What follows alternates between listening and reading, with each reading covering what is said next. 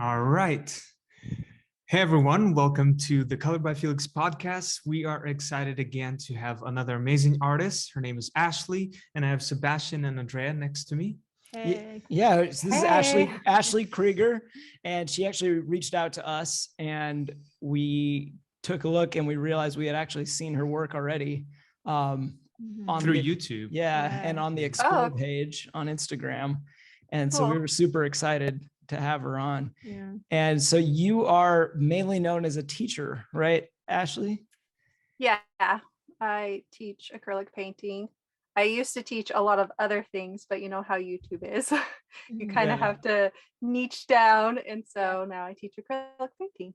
The first piece I saw from you actually was the one where you like painted at the beach. Oh yeah. Yeah. On the Jersey Shore. How was that filming outside? Do you do that? Well, it was kind of difficult a little bit because I had my kids just running around. The nice thing was that there wasn't a lot of people there. Okay. And so that was nice because usually, the sound and stuff, like that's the hardest part in a video is the sound.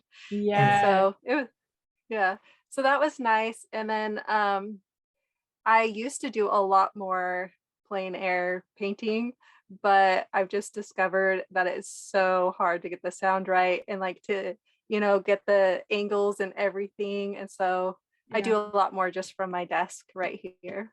Absolutely. And do you record everything yourself, like, or set up your whole system, or? Yeah, but I do have help. My husband helps me, especially if like when we were doing the New Jersey one, he would help. And then of course, like I would just paint, and that was nice because I didn't have to worry about the cameras and stuff. Yeah. But now I mostly just, do it from my desk. And so I'll just, make that more simple, I guess. Awesome. Simplified. Yeah, because it's like even, you can see, I mean, even recording at home, we have these enormous windscreens for the mics because I know just how finicky sound can be, even in the house, just picking up sounds from outside or from a vent or whatever. It's like, man, yeah, with crashing waves and birds chirping and somebody decides to bring their boombox in the background, it's like especially here chaos. in Puerto Rico, we noticed here that there's a lot of like people like drive by with loud music here, in their cars. Yeah. And which is pretty cool. I think it's great. I'm one of those people, but it's okay. So really quickly, I wanted to, because you mentioned, your kids running around on the beach. I wanted to just hear, because I think a large portion of Felix's audience, has kids of their own and is considering, how can I get more time for art in my life? And I just wanted to kind of hear how you were able to balance family life with your art career and how that developed. Okay. Yeah. So when I first started to do an art business type thing, I had a studio and I was selling art, and I was pregnant with my first kid.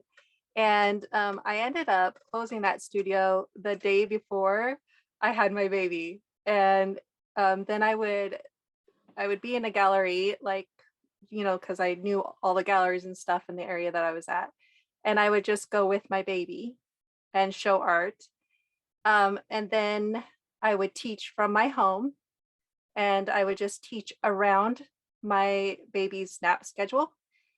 And then it got more complicated because I got more kids. Yeah. So now I have 3 kids. And I did use the excuse a lot that I just don't have time to make art. And then I started noticing something about myself. Like I started to get depressed. And because I wasn't taking time for me doing something that I loved. And it started to affect like how I was kind of losing myself, because I was just always constantly thinking about what my kids needed, but really I couldn't be there fully for them if I wasn't myself, Yes. and doing the things that I love. So I had to schedule the time to make art.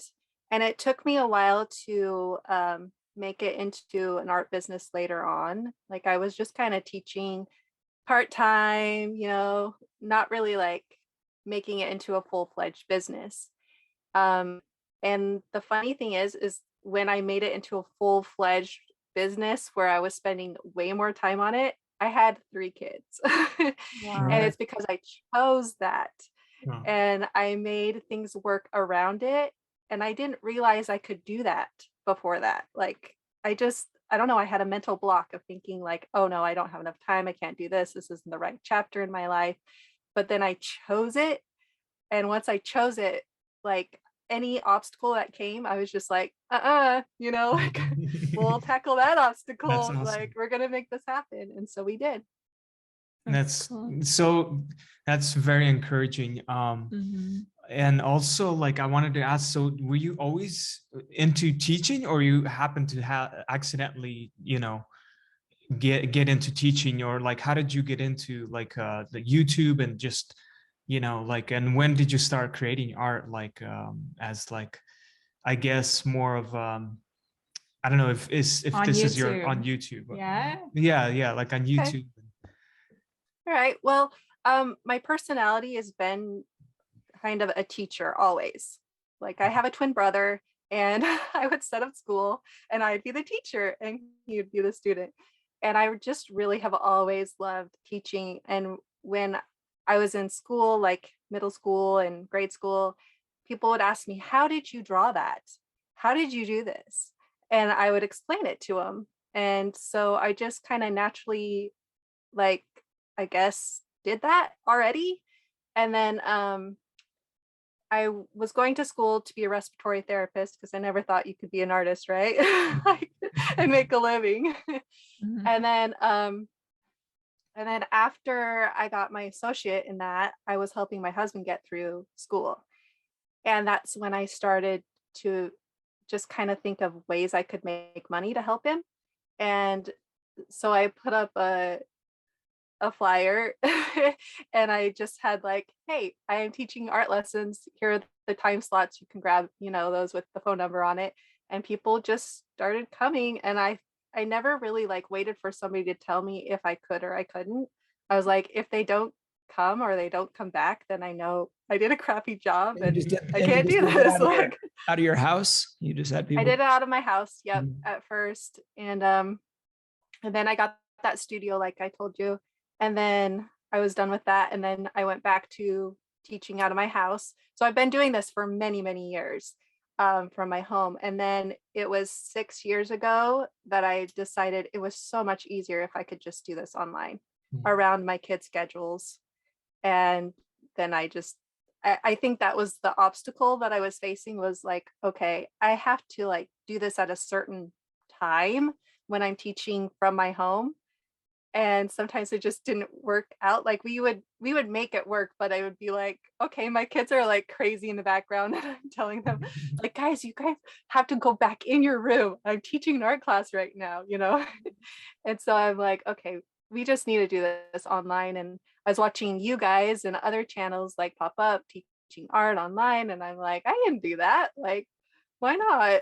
So I just started and, started that process. And you're still doing mainly everything online right now, or you still have like, in-person teaching? And how is that for you? Because for me personally, like I tried, like to teach. My wife was encouraging me to, hey, you should teach, you set up a group, because that's kind of how I started too, trying to, do one-on-one or like bring people in the house and try to teach and see where this goes.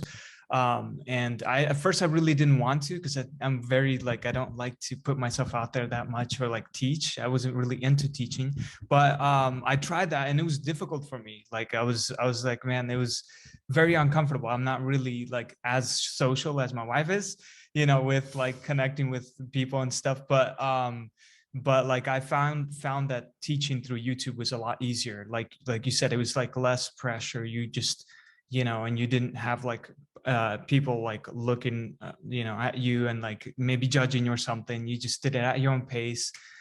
Would you say? Yeah, you've only got a few 10,000 more people looking at you, but But it at least they're doesn't not feel there like in it. person. Yeah, exactly. So how did you feel? Like, are you still doing that? And are you like, do you feel pressure like when you're teaching, or? Well, I think YouTube is an introvert's happy place. Mhm.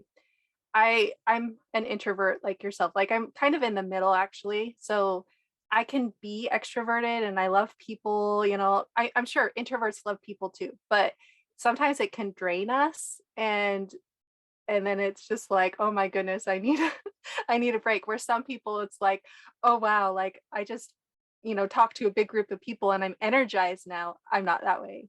And so and so one of the things like I feel like is that you have to do what you have to be authentic to yourself and you have to do what God has given you talents with. Like, you know, if you're great in front of people and that's what you want to do it. Like there's people that are great at that. And then there's people that are great at YouTube and more like, okay, you know, come sit in my little corner here and I'll show you how to do something. But I'm gonna do it like on my terms, I guess we should say. You know, like you can watch it anytime, but like you have your personal space there. And so that's what I personally prefer. I travel full time, and so the internet's not great all the time. And I tried one-on-one for a while just over the computer, and it was just too much. Mm. And so we were like, no, we're not going to focus on that. We'll focus on the things that work and that we enjoy. And that's been the key. I would Mhm. love to hear more about your lifestyle. So it sounds like you travel full time. So can you tell us a little bit about that and what it's like doing art on the road full time with your kids and stuff like that? Yeah, it's actually really, really fun. I love it. So we lived in Alaska for 7 years, and I felt like it was a great adventure, but we hadn't seen a lot of America or the world. And so we decided, again, watching YouTube people like, okay, if they can do it, I can do it. I don't know what it is with that, but it's like, hey, you know what? We can do that. Like somebody else is like, It's cool. so yeah. So we sold almost everything and sold our house and we just got an RV. At first, we have a different RV now, but at first we just had a little one because we're like, okay, we're gonna just travel and for 1 year, and we're gonna go to all 50 states. Wow. And it was way too fast and Did you great go? to have goals. You We've made got it? to all 50 states, but Wow. it took us a few years. So Okay. it yeah, so it's been fun. The kids obviously I homeschool them, but I love teaching, and so it really wasn't any different for me. Like I love that, so it's okay. Um, and we just explore. Like my husband, he's the planner. Mhm. I don't really plan anything, and so sometimes I don't even know where we're going. So you're more of Like a we're free spirit. yeah, like hey, you know what? We're leaving this morning. Where are we going again? Like Nice. That okay, sounds cool. fun. It's Um, been great. yeah, that's awesome. So, okay, what was I gonna say? Okay, I just lost All right, you think about it, because there's one thing I wanted to circle back to before we leave it too far behind. Okay. And it resonated with me because you were talking about how, you were having kids and you were putting them first. And that sounds, on paper, I think that's what any good parent would say is like, yeah, I put my kids first. But you were saying that, you weren't making enough time for art and that was making you actually depressed. And like, it really resonated with me because like, I totally had that experience. I had a little bit, I'm not going to harp on it forever, but I had a little bit of chronic illness, had to move back with my parents. And then I'm like, man, money is important. Like I need to get my life back, blah, blah, blah. So I'm like, okay, no more time for art, cause I'm a musician. I'm like, no more time for that. We got to get serious. We got to roll up the sleeves. I had meetings with some people. I'm like, how do I get into the business world? How do I make some money, And I'm like, I can worry about the art later. And it's like, the more I deferred the art, the more depressed I got. And I totally relate to Right. that, because it's like, you can think that all these other things come first, but if you aren't nurturing who you really are, like deep down, who you know you are, I feel like that's just a recipe for disaster. And like you said, maybe it's like, you don't have as much to give to other people, you know, if you don't take care of yourself a little bit. And I don't know if you have anything Right. else to say on that, but it just really Yeah, stuck with me. I do. A thought that came to my mind is we get to choose a lot of times. We have more choices now than we've ever had in history. We get to choose how we give. And basically, anything that you're doing with your life, you're giving, basically. And then you're getting stuff in return for what you've given. I guess that's not giving, but like, for example, I give to my kids by educating them, right? But there's going to be a return someday when they can go out on their own and do their own thing and they're not dependent on mine. So there's always, because you give, you get, and you can Yeah. choose how you do that. So, when you said like, well, I had to put my art aside, you can choose to give through your art. And that's what we're doing right now. We're making money by giving and serving through our art. And so it's really, what do you want to focus on? And you can choose to focus on the things that you're good at or that you love, or, that you want to, or you can choose to focus on things that are not, Right. not those things. And so, and when you do that, you're not being authentic to what I feel, God has given you to do in this life. And sometimes it's art, and sometimes it's just, uh, starting a restaurant or working in a restaurant, or starting a shop or working in the shop. Like, it doesn't matter. It's just, what is it that you want to do? And do you think everybody can come to that realization if they just, like, how would you say you come to that realization? Do you just try to just be quiet with yourself for a little bit and listen? Or how would you recommend somebody finds their purpose like that? um I think it's just the realization that you have to make decisions, every decision, to point towards your goal. And it's going to be hard, and it's going to take time, and there's going to be obstacles, Mhm. and you just have to keep doing it. And sometimes it is going to get a job just to pay those bills so that you can keep working on your art. I did that for many years. I worked at an insurance company, and I would get up like at 5 a.m., go to my studio, work for the insurance company after that. And then after that, I would have students or sell my art, like, to pay for everything until, Yeah. the momentum was built and I could let go of that. And that's just, that's part of the choice, the sacrifice, to work towards what you really want to do. So Mhm. I think, as long as you stick to that. Yeah. Yeah, I'm okay. I remember what I was gonna say. Now I'm curious. I would love to hear from you about like more of the art business side, and like kind of what you've learned now that you've been teaching on YouTube. And I'm curious like how the dynamic is also with your husband and you with the business. Like, is he more of like the business side, or do you both have that? Or how did you learn about like how to manage your art business? So, Online, I mean. I kind of okay. Well, I've always been a little bit of an entrepreneur. Like, I just like that stuff.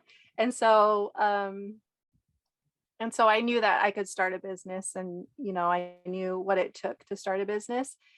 Um but I knew that I needed help. So my husband, who's over here in the corner right now, um he does a lot of the business stuff because he went to school and took calculus and all that kind of stuff. And I'm like, I did the respiratory therapy health side, and Mhm. I'm like, you do like the math technical stuff that you like. Again, the things that you're good at, do, the things that you want to do. And so when he came into the business, which actually was just this last June, because he was mapping Alaska before that. When he came in, it was a lot of transitioning because he didn't really know what I did, or like how, he wasn't sure. He had kind of been in there little bits here and there, I should say. But he didn't really know what he liked to do out of what I do. And so it took a lot of time for him to figure out, okay, this is what I want to do for you, basically, because I wanted to be happy. I'm like, go find a different job. And if you don't like it, if you don't want to help me, that's fine. I'll just find somebody who wants to do that, Yeah. So anyway, and so like he's been doing a lot of the graphic design. He loves that. And I can see that he loves that. I'm like, oh, thank you. I'm so glad that, any help is great, because there's so much work to it. And so, yeah, he does all the computer, like he helps me with the computer stuff, the technical stuff, because he's got that kind of brain, and I'm more on the artsy, like creative, come up with stuff and teach. And so we combined, we just make it work. Nice. And there's always days when it's like, okay, we might have a little argument. Like there's not a perfect marriage, right? So we'll just work through it.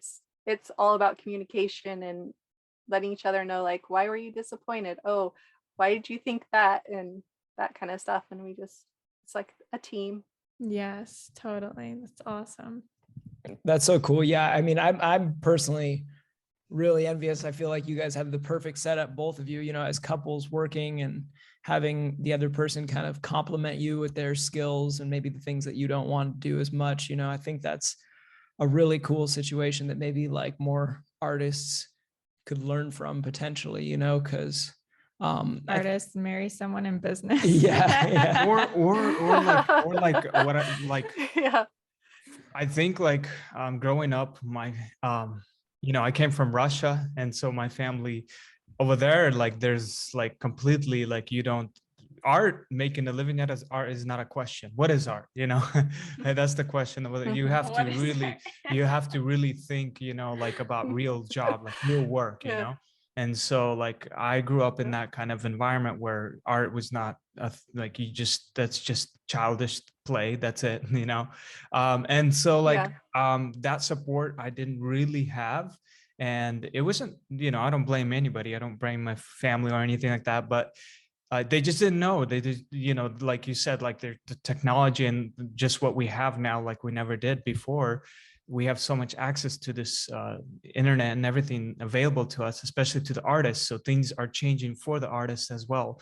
You don't have to be a starving artist anymore. But I did notice one thing is that my wife, Andrea, she was always supportive, she was always supportive of my art, even when she didn't understand or fully understood but she was supportive. And I really appreciated that about her, and I see that your husband is supportive, is with you, in this journey together.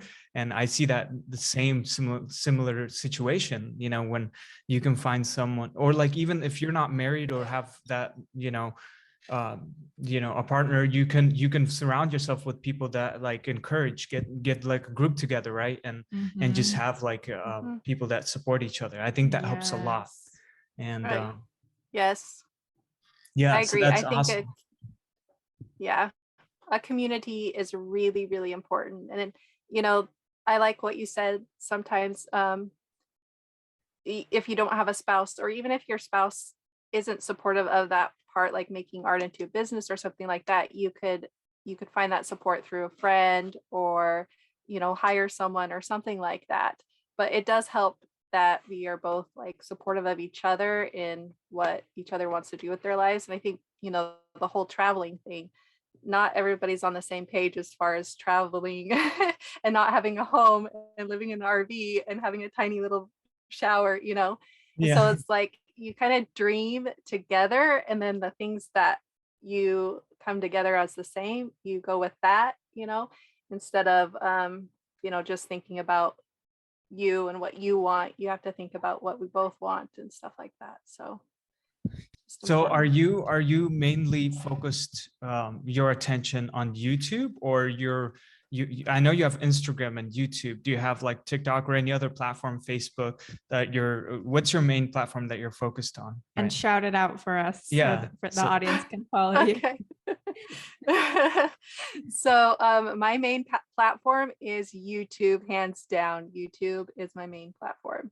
It's where I can teach. It's where I grow my audience. Everything else points towards YouTube, and then YouTube points towards Patreon, because I can use Patreon to actually fund YouTube. And so I can share more to my audience. So I have the art lessons on Patreon and the art lessons on my site, createfulart.com. And then that, yeah, I use YouTube to, you know, help with those and make the content available to people. I am on Instagram. I am on Facebook, Pinterest, you know, all those. But it's kind of funny you said that, because I was just thinking, man, I need to get somebody who really wants to do that for me, because me and social media, like I just, again, the technical stuff, like computers and all that kind of thing, I'm just like, eh. It's definitely extra work, that's for sure. Like even for me, like creating, like even recording myself, that like when I first started, I didn't like that. I didn't like that I have to learn this other part to do. I just wanted to create, you know, and to learn the other thing that I, you know, and so actually Andrea does help Right. me a little bit with social media, you know, that helps a lot I to saw that. focus on your creative, A yeah, little bit. a little bit. Yeah. I just watched your video on Pinterest, and I was like, oh my gosh, you're so good at that. So Oh, I know how good you watching. are. Hope it could help you. Yeah. Yep, I subscribed to your new channel. Oh, thanks. Yeah, what is it called again? It's My like- channel? Yeah, you have a channel. It's Drea K. That's my YouTube. Yes. It's for social Yes, media yeah. growth and online business tips. Nice. Right. And it's really good. So I want to kind of pivot a little bit. Well, first of all, I think that was really cool what you said a second ago about how, like, because I think some people, like, you know, we can talk about, like, yeah, of course it's good up front to pick your partner, your spouse based on, you know, compatibility, and, you know, check these things out beforehand. Like, hey, do you support me in my art career? Do you know, share the same vision I do for travel or whatever? But, you know, maybe the reality for some people out in the audience is that they didn't discover till years down the road that their spouse was not supportive of their art, or, you know, had maybe belittling things to say about it or whatever. And that's really unfortunate, but it's like, Or maybe they're just too busy to help. yeah, something or like it's, that. you know, but I've seen it happen. Like, I've literally seen, you know, people say like, hey, like, I've had a friend, you know, who's like, yeah, you know, my wife thinks my music is a joke, that music is Oh. for teenagers, you Mhm. know, like, she doesn't believe in me, blah, Oh, blah, I see, blah. yeah. So that's what Mhm. I'm saying is, like, I think that's just the sad reality for a lot of artists out there, is they find themselves in a relationship, maybe with somebody that they love deeply, you know, or have kids with, Mhm. and they're not going to end things, but it's like, hey, I'm not getting any support here at home, and that's really discouraging to me, or my partner doesn't get it. Mhm. And I think that was really cool what you said, and I just wanted to, like, give it an extra underline for anyone listening, is like, you can always find support elsewhere, you know, like, if you you can go find friends, you can find support in a community online. Like, I belong to a community on Facebook just for music fans, you know, and I've made some really good friends there. Like, there's more opportunity now than ever before to meet like-minded people Mhm. who will support you, you know? And so I would say, don't limit yourself. Like, if you're not getting that at home, you can still build a community. Mhm. And even to this day, like, I still see artists on Discovery page, you know, and I follow them. I'm like, wow, this artist is amazing. And I'm inspired by their work, you know, the color choices, just the it's different styles all the time. And I'm following them, and it gets me like excited, you know, about art. So there's so, like Sebastian said, so much opportunity you can connect with in different ways. And not to hog the mic, but I would also say, like, don't be shy, because the thing is, I think there's so many people out there appreciating each other's work.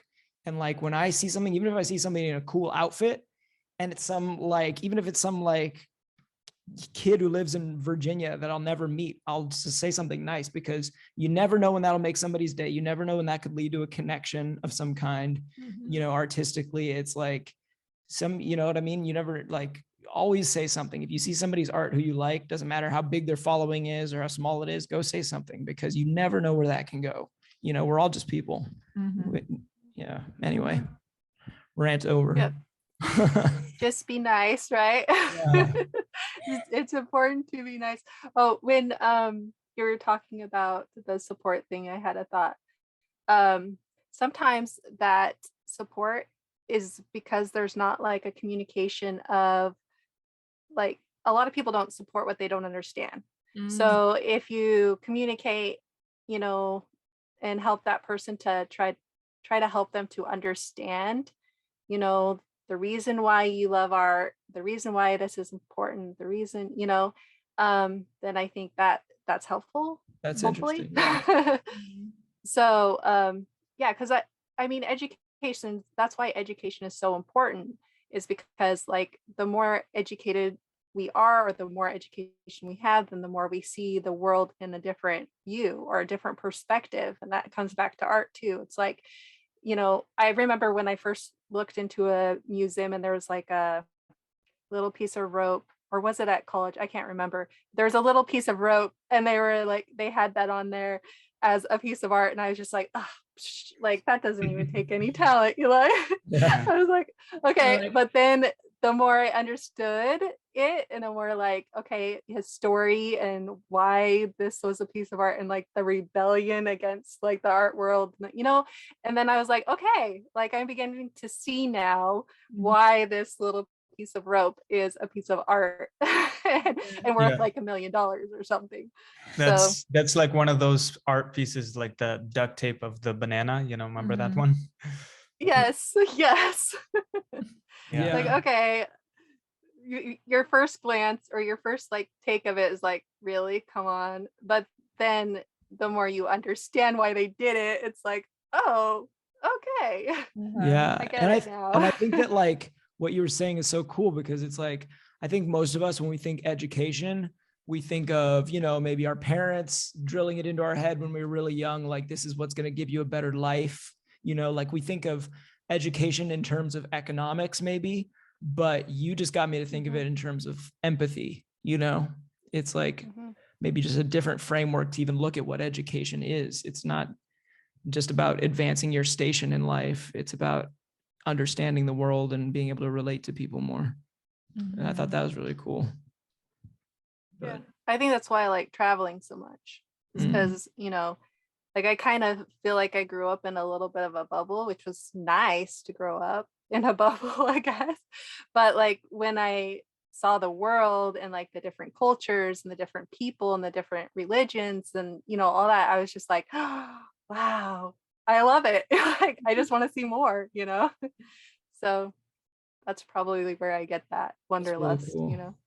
Yeah, actually, we were listening to a podcast also, like, earlier today, and Sebastian said something interesting. He's like, it's sometimes you can judge people by the way they look, or, like, you know, the way they talk or something, but if you hear their side of story and you listen to them carefully, you start to understand where they're coming from. And that's kind of what you were talking about, the art, right? Like, you look at the rope and you're like, oh, like the outward appearance, or it's like, oh, I could do this, or anyone can do this. A kid could. Have you gotten that message before, where like, a kid could paint this, my 3-year-old could do this, you know? But when you hear the background, I have. I'm like, they can. Yeah. Yep. Anyway, I love all those comments. At first I was like, oh, that makes me so sad, and then now I'm like, that's just kind of, you know, like a lot of the comments, you know, kind of have to do with themselves and their perspective. So I kind of like, okay, the negative, you know, they had a bad day, or they just don't know, you know, that kind of thing. So anyways, but at first I was just like, oh man. To get into that and talk about you guys, because like having a following, it always comes with that. And like, how have you dealt with that over the years? Has it been difficult, or are you used to it now? Well, it's kind of funny. So one of my first comments It was a long comment, and it was like, Oh, I wow. think I had said, yeah, I think I had said something like, okay, go to Patreon for something, and it was like, how dare you, basically the basics of it was like, how dare you ask for money on this, and I was like, it was the first time I'd ever said anything like that. And so I was really discouraged. I was like, oh great, like nobody's gonna support what I do. And then I was again, the education. So I like replied, oh, I'm so sorry you feel this way, because it's always about being nice, right? You just Mhm. if you can be nice back, then that totally changed their tone, and like, you Yes. just don't feed the negativity. So I just Amen to that. wrote back like, I'm so sorry that you feel this way. These are the reasons why, that I asked for this. Like, I actually can't put this content on here for you to enjoy if I have, no support to do that.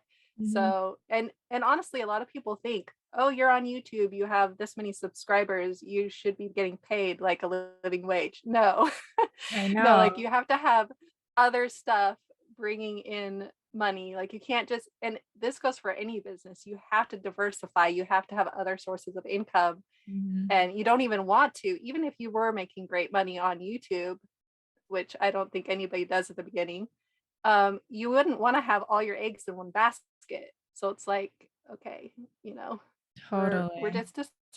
just diversifying here, and I'm giving you more.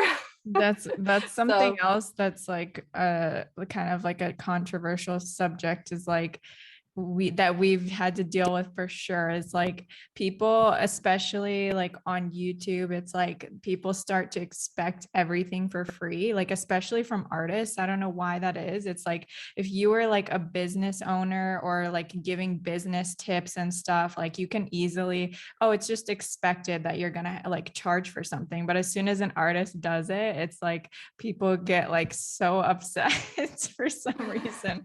It's like Yeah. artists are the ones that need the money. People, come on. Yeah. yeah, we Or like can't beautify the world without it.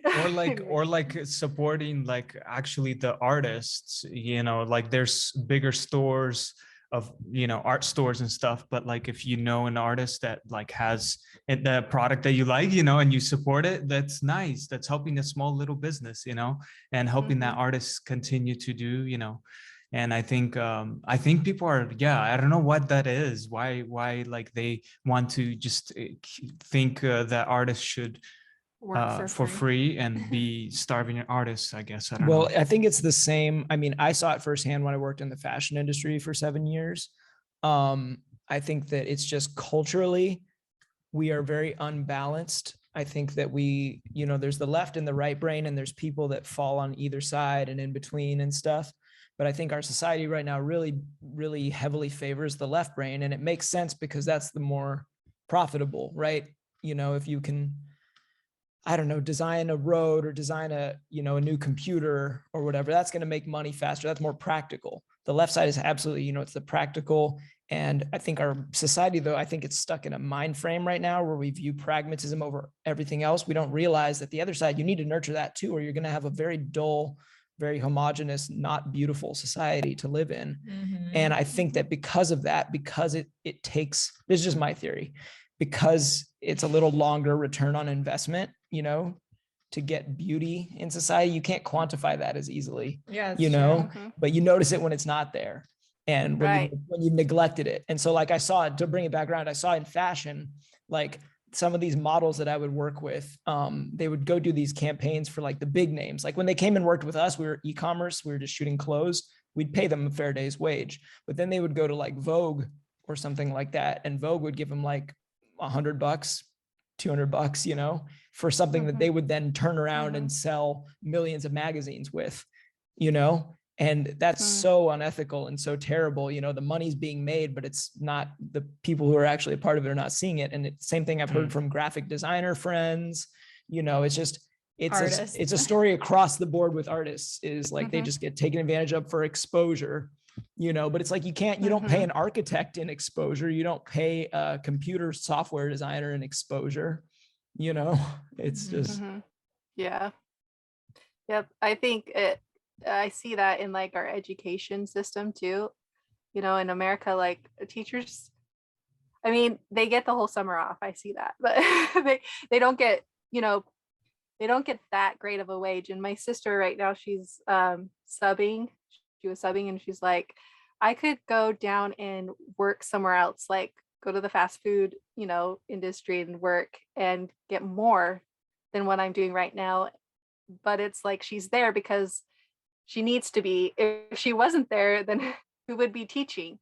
And I just, that just made me think of it. It's like, you know, there's a longer, we don't think about the things that take a long time to see our return.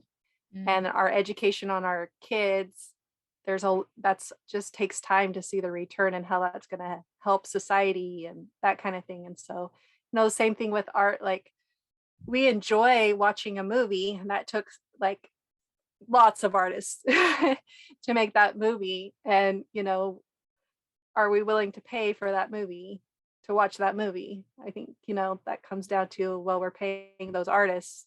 So it just comes down to like, how much is society willing to pay for the outcomes? And then it's just educating them on, okay, it's going to take us like 7 years to make this movie, or it's going to take, you know, like most of this child's life to see an outcome. You know, maybe they'll be the president, and it'll be like, whoa, this person, you know, contributed a lot, you know, so who knows? But it doesn't matter because everybody's got their own little gifts and things that they bring to the world. So Definitely. So do you teach your kids art a lot? I do. So I don't know if you noticed, but I have a kids channel, and then Cool. So we did that for like a little while, and then we stopped because it was just a lot. Like it was two different audiences. And that's another, you know, strategy in business. Like you kind of have to have a strategy. I want to hear about it. Kind of like a game. Tell us about it. Yeah. So, you know, the Grateful Kids channel, it served a completely different audience than my channel that I have now. And so it was like having two part-time jobs or two full-time jobs. Like if I put my all into both, it was literally full-time jobs. And so I felt like one was taking away from the other one, so that I couldn't put my all into it.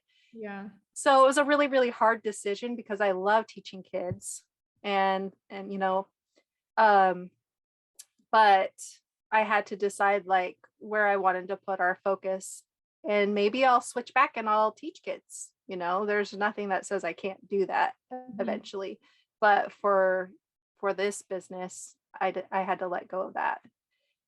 So that's been kind of like, you know, hard because my friends are always like, when are you going to make a new video for the kids channel?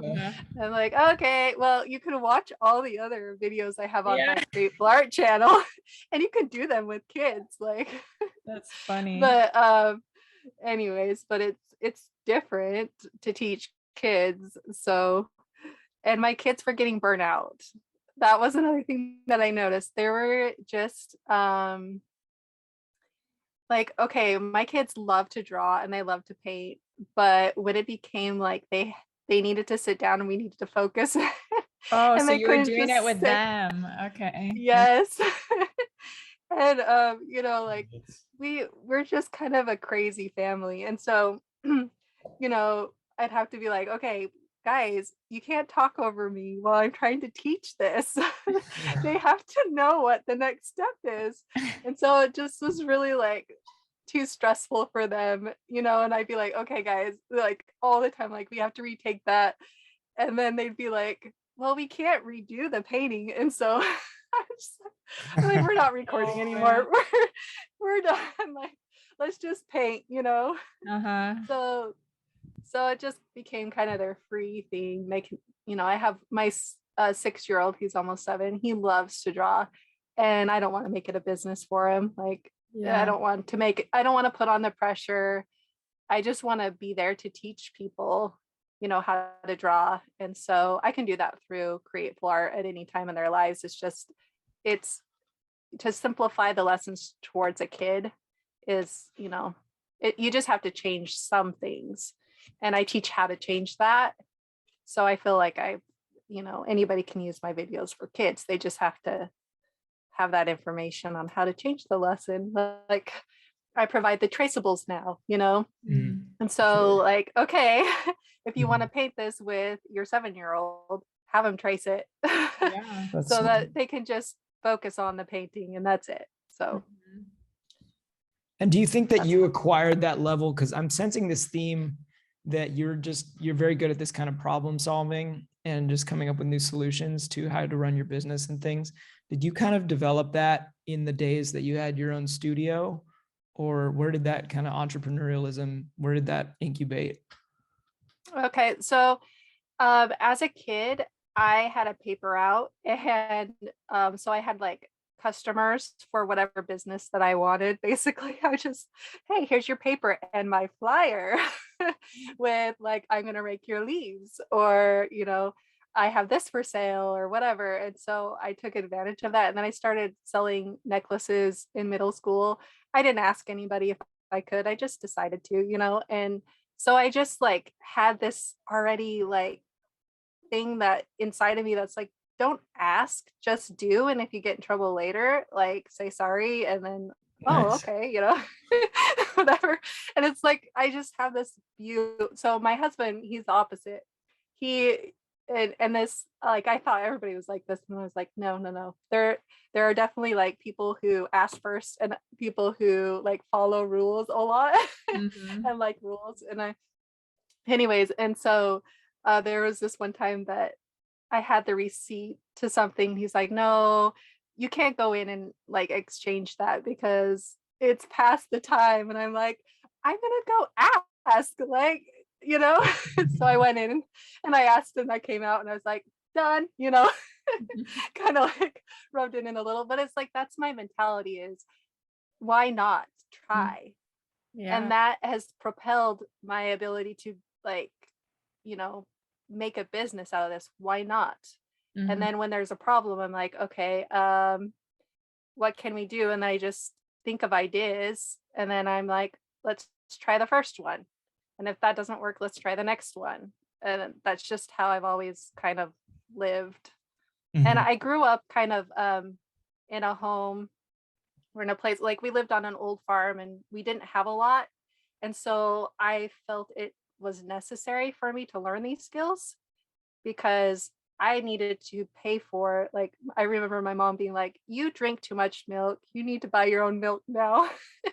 And I'm like, okay. So, I just hit the paper out and like, okay, I'm going to make some money, figure out some way. And so that really helped me actually, I think. That's cool.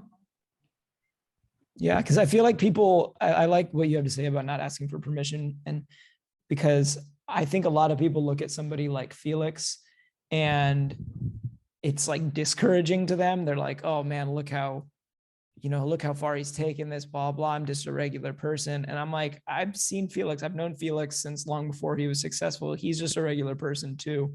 It's like, yes, there are We're certain all regular opportunities people. more golden than others, but if you train yourself to look at the world like that, as to instead of getting discouraged by that, like you were saying, you saw these people on YouTube and then you said, hey, why not me? Why can't I be one of those too? Yeah. And then you went and did it. It's like, that can be any of you listening, Exactly.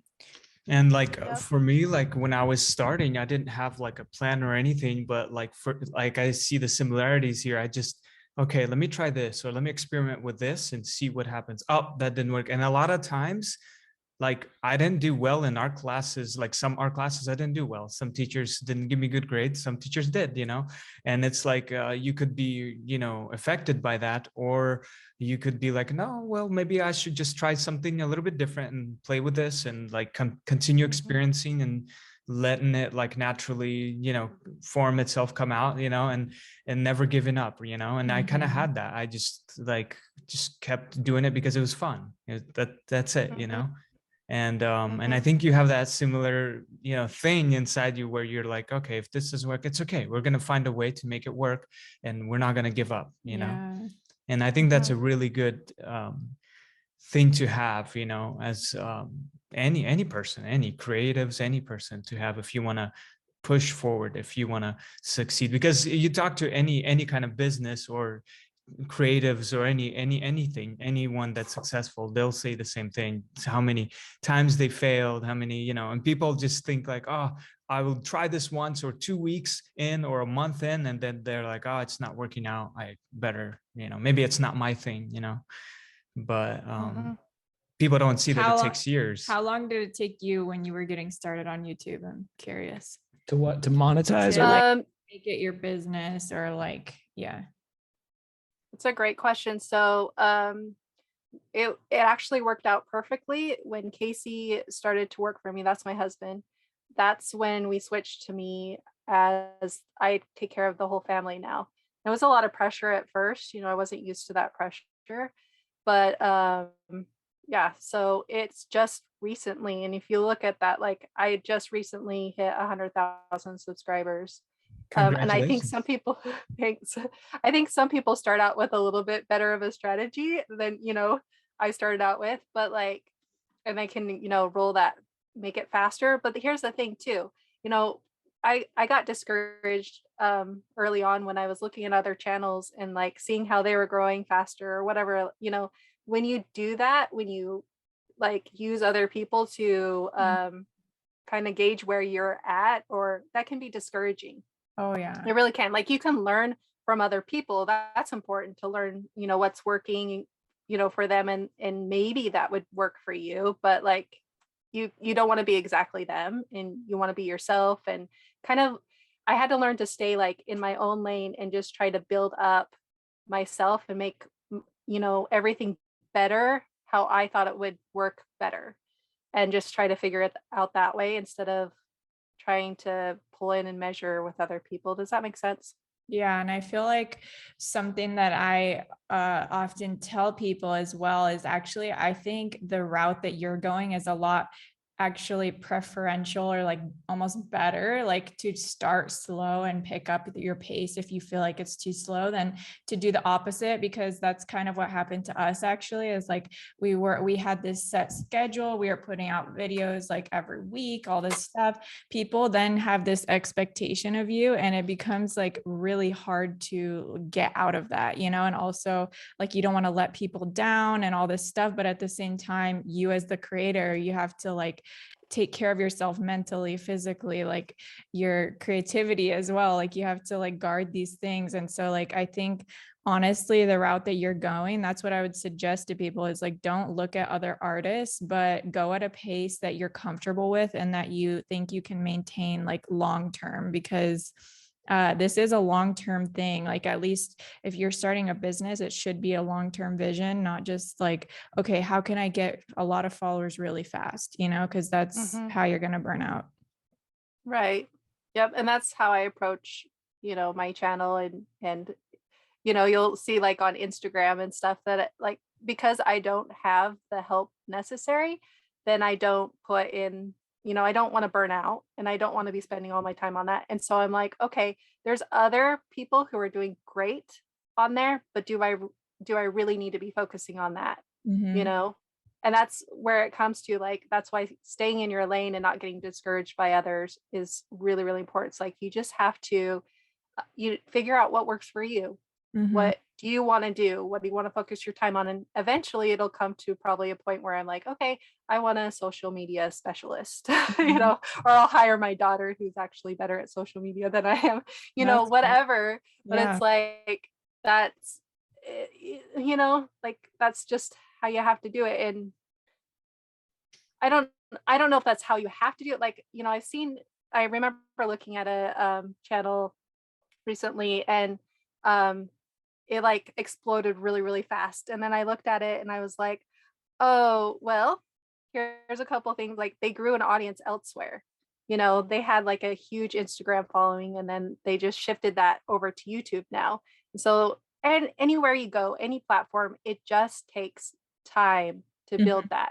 So that's why I say just don't worry about that, you know, what other, you know, how successful other people are. Just focus on where you want to be, how you want to build it, your business, basically. That's so good. Yeah. And if you find yourself doing really well on one platform or being comfortable there, then maybe just stay there for a while. You don't have to hit 10 platforms simultaneously. Right. Mhm. Stay up till 2 a.m. every night, maximizing every opportunity. It's like, if you're making some money and it's working, then just take it slow and do what works and keep reiterating that. Mhm. Yeah. It just makes me laugh a little bit because my daughter, she was like, get on TikTok, TikTok's so cool. And she's like showing me TikTok, and Yeah. like I did a couple TikTok things and I'm like, I'm like, That's the I one my just, wife manages. Yeah, I'm yeah. like, that's the slowest one for me that It's I've too been like distracting. barely doing, because I'm like, I kind of have that same feeling about TikTok. It's like a love-hate relationship for sure. Right. Like, how many platforms Right. are they gonna create? Yeah. I know. Maybe a So lot. Everything, especially for creators, everything's like made like faster, quicker. You have to show videos faster. You have to do things, like the Create attention more and more. span is so short now, and Yeah. and for creators, it's harder because it takes time. Yeah. So are you Yep. like, what would you recommend for like artists out there? Like, would you like encourage them to start focusing on just one platform at a time and focus on trying to just, or have them have these platform and see which one hits and like focus on just having all their work Yeah. around? How did you pick YouTube? And I guess kind of what Felix said. Okay. So I liked YouTube because I could teach there, and I feel like it's a great place for people to learn. So it fit. I could show people how to paint. They could learn how to paint anytime they wanted to, which is kind of funny because I had to explain to my friends that they could learn from me anytime, because some of them, took art lessons from me way back when it was just one-on-one. And I'm like, you still can, you know, Mhm. but like YouTube at the beginning, everybody's like, it's kind of weird. Like, I don't Mhm. know if I can go on there and learn something. Yeah, you can. Like, I'm on there, and you can actually, instead of driving in the snow in Alaska and having to come at a certain time, you can paint with me anytime, and then call me if you have any questions or whatever. And it was just like foreign, but I knew that it was what I would want. I guess I should, like I would love to go and paint anytime on my own schedule with, a teacher and on YouTube, and it doesn't even cost them anything. So I think that's great. Yeah. That's great. Well, hey guys, so we're running out of time here, but I just wanted to pull up. We're going to do our Ask an Artist segment. And this week it is from Kataki B. I hope I pronounced your name right. And it's a bit of a long message. So I'm just going to paraphrase here. But this individual is in India and pursuing a master's degree, draws and paints, but basically just wanted to, okay, so here, sorry, give me 1 second to paraphrase here. They're afraid, so they're basically a full-time student going for their master's degree, and they want to start an Instagram account and kind of, pursue their artistic career, but they're afraid that they just won't have enough to post, that they're too busy to really run it fully. So this kind of goes along with what we were just talking about. I chose this question earlier. Okay. And they only have nighttime to work on their art. So they just basically wanted to have some guidance on that. How do you basically make time for it, being a full-time student? And yeah, what do you think? How should they proceed with starting an Instagram account, sharing their art online? Ashley, would you like to answer first? Sure. I feel like your story is encouraging even to me, with having a big family. Yeah. And like, I mean, having a family Yeah. and managing all that, I feel like that's already inspiring and encouraging. Yeah. But Yeah, I think here's my encouragement for them. Posting is better than not posting. So when you have a chance, do it. Mhm. That it's better than not doing it. I feel like though having a schedule time, like, okay, I schedule a meeting with you guys today. If we schedule time for ourselves or for Instagram or whatever we want, then it's more likely to happen. And so, and consistency is important too. You know, building a habit like for our audience, like if they know we're going to post at a certain time, like I post on YouTube on Sundays, or well, Saturdays now, because I didn't want to work on Sundays. But then they know that they can go and see the new video on Saturday. Mhm. And so your audience gets used to that. So I would say like at least once a week. And if you can do more, great. If you can't, don't feel guilty about it. Don't put that pressure on yourself. Just take a deep breath and do what you can. And, you know, like I said before, I had a studio and I had to wake up early in the morning, and I'm not an early morning person. I am way better creative at night. And I learned that, you know, and now I'm like, okay, all my ideas are happening at night. I notice And in a the lot of morning- creatives are night people for some reason. yeah. Yeah. And I started noticing like in the mornings I would get way less done on my paintings than if I went to my studio at night. That's funny. But like you kind of figure things out for yourself, like, you know, based on, because everybody's different, right?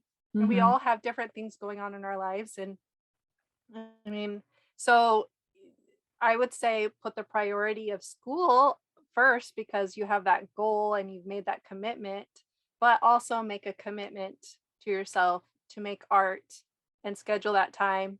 And if you want to grow on Instagram, you're going to have to commit there too, and then schedule a little bit of a time. That's what I would do. Mhm. But you can always take whatever you want and I advice mean- and just throw it away if you want. It's yeah, I 100% agree. I think that's how I started. That's how, you know, we started. Like, I think it sounds like you started as well, you know, and a lot of artists that I've talked to, they also started like that, just like making extra time. It's like almost like, did I want to put up the camera and record myself paint? I didn't want to do that. I didn't want to do anything with camera and editing, you know. I had to learn that myself. He still doesn't. He says that, yeah, I think you say that once in every episode, is how little you like editing. yeah because that's the second thing I do. So I paint and then I edit half the day, you know. Yep. But like I like learned to put myself in that position where I had to know that, okay, if I want to make this a thing where I do this, I need to learn this. I need to put extra time and you know, stay consistent with it and learn about it, you know. He hates it, um, but he loves it because he won't give it to anyone else to do. it's some videos. But anyway, I would encourage definitely like to set a time that's best work for you and just at least do a sketch. It doesn't have to be crazy planned out, you know, like post a sketch. You know, I posted in the beginning, I thought I had to post a finished painting and I would do 3 paintings a week, finished paintings.